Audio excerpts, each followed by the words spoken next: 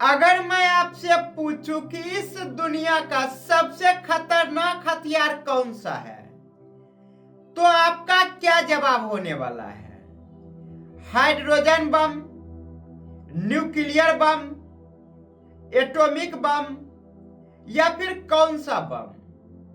यानी आज दुनिया में इतने सारे हथियारों को देखते हैं, लेकिन अगर आपसे पूछा जाए कि सबसे खतरनाक हथियार इस पूरे यूनिवर्स में कौन सा है, इस दुनिया का सबसे पावरफुल हथियार कौन सा है, तो आपका इसमें क्या जवाब होगा?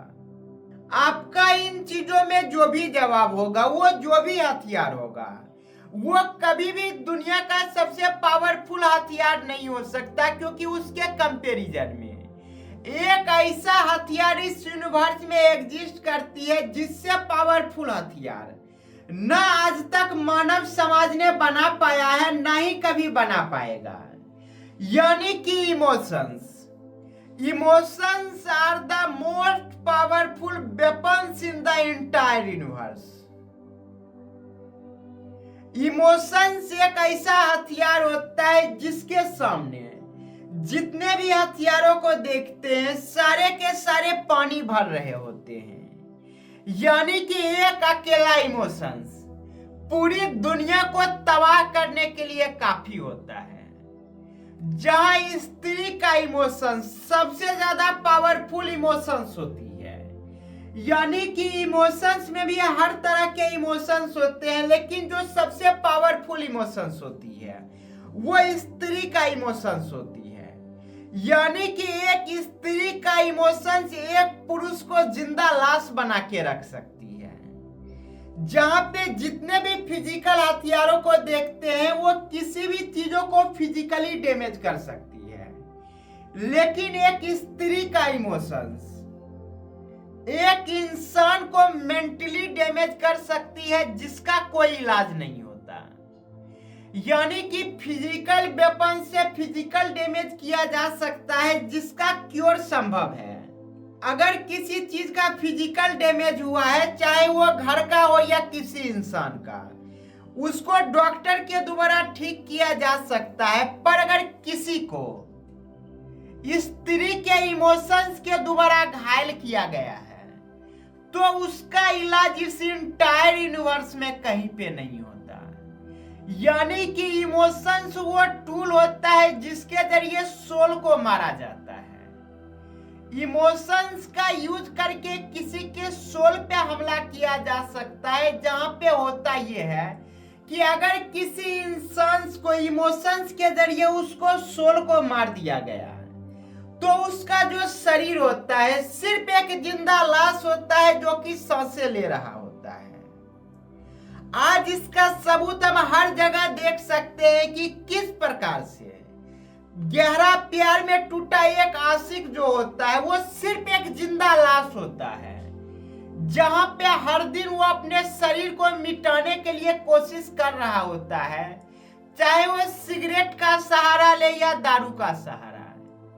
यानी शराब और सिगरेट जो होती है, वो सिर्फ ऊपर से दिख रही होती है कि वो अपने शरीर को डैमेज कर रहा होता है, पर उसके अंदर जो ऑलरेडी डैमेज हो चुकी है वो उसका सोल है।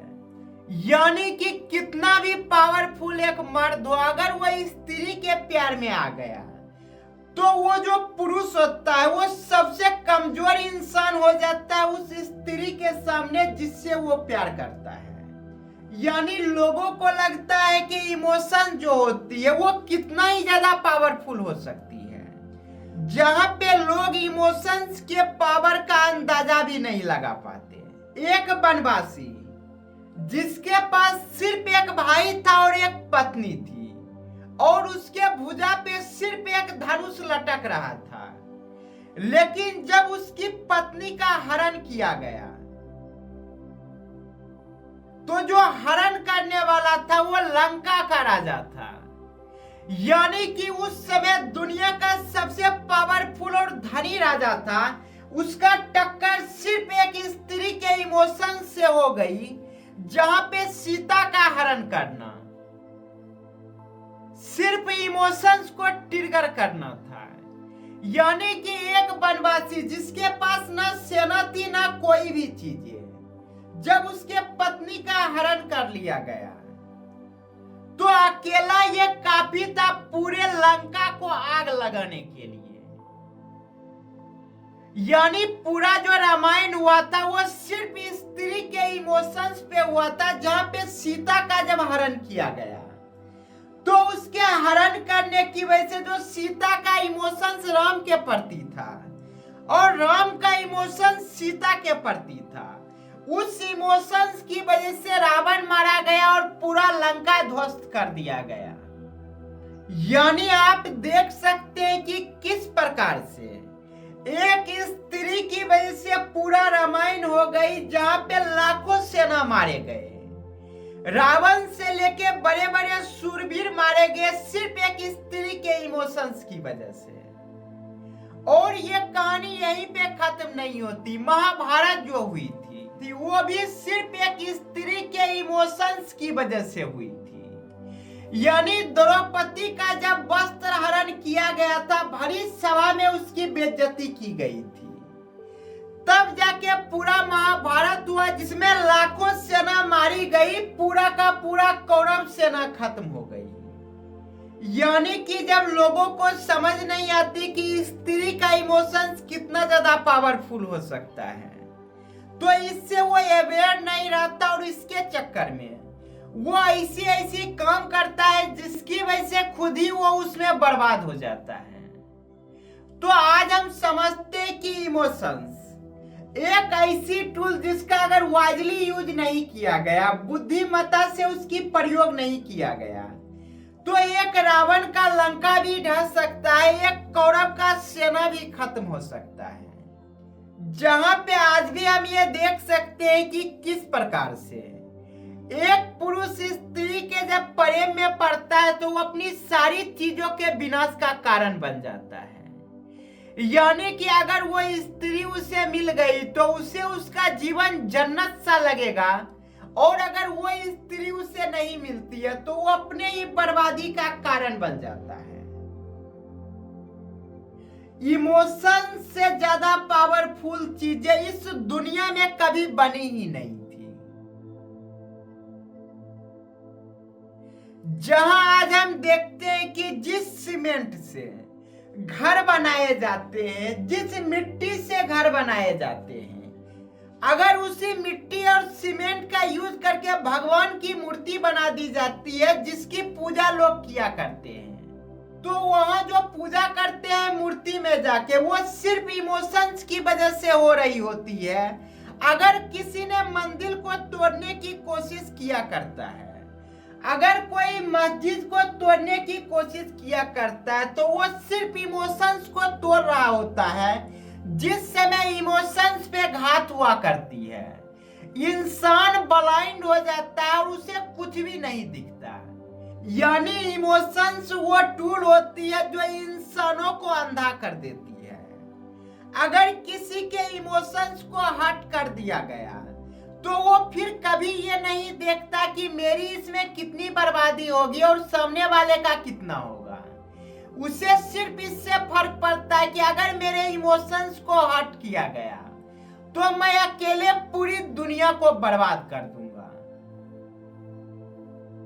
यानी मंदिर को जब तोड़ा जाता है, चर्च को तोड़ा जाता है, मस्जिद को तोड़ा जाता है, तो उसे रिपेयर भी किया जा सकता है। लेकिन यहाँ पे जो इमोशन टूट रही होती है, इमोशंस पे जो घात किए जाते हैं, इसका जख्म कभी भरता नहीं, जिसकी वजह से दंगे तक शुरू हो जाते हैं, न्यूक्लियर बम फोड़ने तक की नौबत आ जाती है। यानी कि इमोशंस इंसान से वो चीजें करवा सकती है जिन चीजों को लोग सपने में भी सोच नहीं सकते। आज इस दुनिया में जितने भी कनेक्शंस को हम देखा करते हैं, जितने भी रिश्ते को देखा करते हैं, सभी के बीच जो कनेक्शन का काम कर रही होती है वो होती है इमोशंस। जहां इमोशंस की वजह से कोई इंसान को जमी पे भी जन्नत नसीब हो सकती है, तो किसी इंसान को जमी पे जिंदा रह के ही कब्र नसीब हो सकती है। यानी कि एक स्त्री के प्रेम में पड़ा एक पुरुष अगर वो स्त्री के पास चला जाता है, स्त्री के साथ रहने लगता है, तो उसे इसी जमीन पे जन्नत नसीब हो जाती है। लेकिन अगर प्रेम में परा पुरुष अकेला हो जाता है तो वो एक सिर्फ जिंदा लाश होता है जो सिर्फ सांसें ले रहा होता है, विदाउट लिविंग अ सोल। ये human just like a living graveyard, यानी कि जिस इंसान के सोल को इमोशंस के जरिए मार दिया गया, वो इंसान सिर्फ एक जिंदा कब्रिस्तान होता है जहां पे हर रोज वो तड़प के मर रहा होता है। अगर अपने इमोशंस को वाइजली यूज नहीं करेंगे तो आप दुनिया के सबसे बड़े मूर्ख व्यक्ति में से एक हो जाएंगे, जहां पे हर कोई अपने इमोशंस के जरिए आपको ट्रिगर करते रहेंगे। एक लड़का जब किसी स्त्री के प्रेम में रहता है तो अकेला पूरा दुनिया से टकराने के लिए तैयार होता है। जहां पे जो रिलेशंस होती है वो सिर्फ इमोशंस का होती है।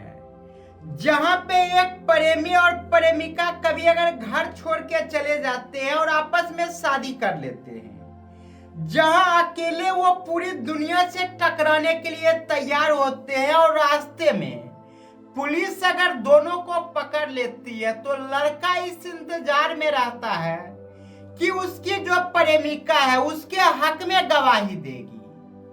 पर लड़की जो होती है उसके घर वाले का इमोशन जब लड़कों से ज्यादा हो जाती है, यानी कि जब लड़की को इमोशनली ब्लैकमेल किया जाता है और लड़की का बयान बदलता है, तो उस मोमेंट पे उस लड़के का सिर्फ भरोसा ही नहीं टूटता बल्कि उसका सोल उसी समय कोलैप्स कर जाती है। और उसका जो जगह होता है, चाहे खाने का जगह हो या रहने का जगह हो, चाहे छत हो या आसमान हो, सभी की सभी एक साथ ही बदल जाती है। यानी कि लड़का इमोशंस में होता है कि लड़की जो होगी वो मेरे हक में गवाही देगी। अकेले वो तैयार रहता है पूरी दुनिया से लड़ने के लिए। लेकिन जिस समय जिस इमोशंस की वजह से उसने अपने जीवन में सारी कामों को किया है, जब वही इमोशंस उस पे उल्टा भारी पड़ जाती है तो ये एक कारण बनती है इंसान को जिंदा लाश बनाने की।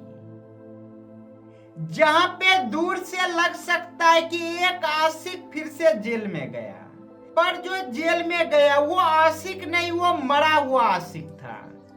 यानी कि इमोशंस के जरिए उसका कत्ल पहले से ही कर दिया गया। जो जेल में गया है वो सिर्फ एक जिंदा लाश गया है।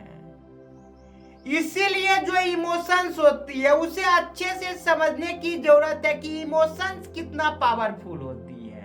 एक इमोशंस की वजह से प्राचीन काल से ये चलते आया है कि किस प्रकार से एक राजा अपना पूरा साम्राज्य गवा देता है सिर्फ एक स्त्री के मोह माया में, एक स्त्री के प्रेम में, एक स्त्री के इमोशंस में।